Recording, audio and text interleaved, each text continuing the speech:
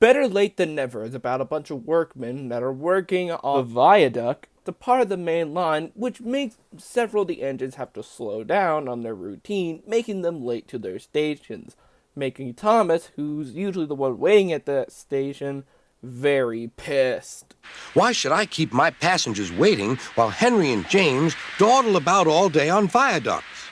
Henry tries to defend himself a little bit, but then Thomas rushes out in a bit of anger as he desperately tries to get to his next station, where Bertie the boss is also waiting there very impatiently. Thomas makes it to the station very, very late, and Bertie yells at him for being late, but Thomas tries to defend himself. We then cut to later where James is late to giving Thomas his passengers, mainly due to the viaduct. Thomas calls some BS on that crap, and then he gets out of there, and then he sees that Bertie has broken down on the other side of the road, and because both of them are pretty late, Thomas decides to help out and takes Bertie's passengers to the station that they were supposed to be. And so Thomas learns a valuable lesson that sometimes being late is okay as long as you're doing the right thing. In the next episode, we get introduced to a brand new pair of Scottish twin engines called Donald and Douglas, with Donald being the number 9 engine and Douglas being the number 10 engine. The two were sent from a different railway in order to help out with Sir Topham Hatt. Sir Topham Hatt will be deciding which one he wants to keep and which one to send back. So there's this brake van who really doesn't like Douglas. So Donald shows up and says, "You're a muckle nuisance." George Carlin is trying his absolute best with the Scottish accent. He really is. So the brake van is being an obnoxious little shit. So Donald beats the shit out of it. As you do. Later on, Douglas is back again. What the fuck is going on? What the fuck is it, Mia? What's going on?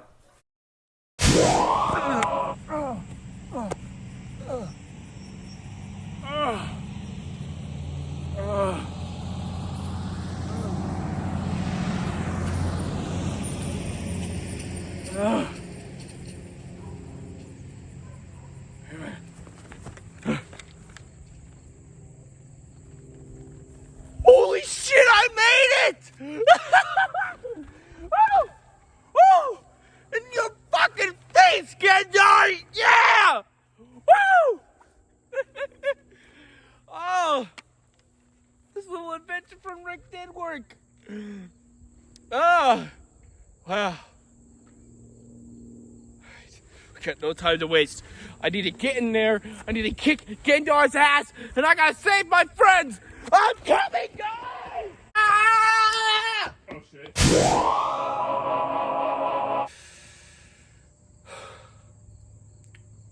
Poor little film buff. When will you just stop fucking trying? Sure, you made your way back here, but as long as I'm here, you will never truly be home. The moment I'm done with this train shit, I will do my master plan. And it's gonna be so fucking fun.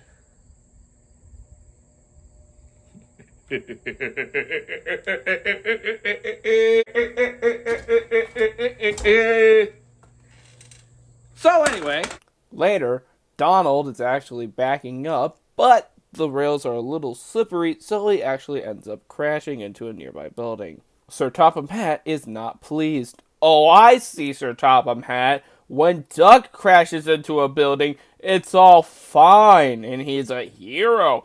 But when the black engine does it... So while Donald is getting his tender fixed up, James is forced to do his work for the day, much to the annoyance of James. Douglas then meets up with James, and James is reminded of the time he crashed into all of that tar. So James is actually stuck with the same great van that Donald was teasing earlier. And the great van is actually really messing with James and making him all exhausted. So he asks Douglas for help, and Douglas helps by pushing James up the hill and through the stations. But these trucks won't have it, and Douglas actually ends up killing the fucking Great Man. Holy shit! In my home dimension of demons, I have done far worse things than murder. Far worse things than murder. A caboose. That film buff is probably dead right now. Whichever dimension he is in, he likely isn't surviving.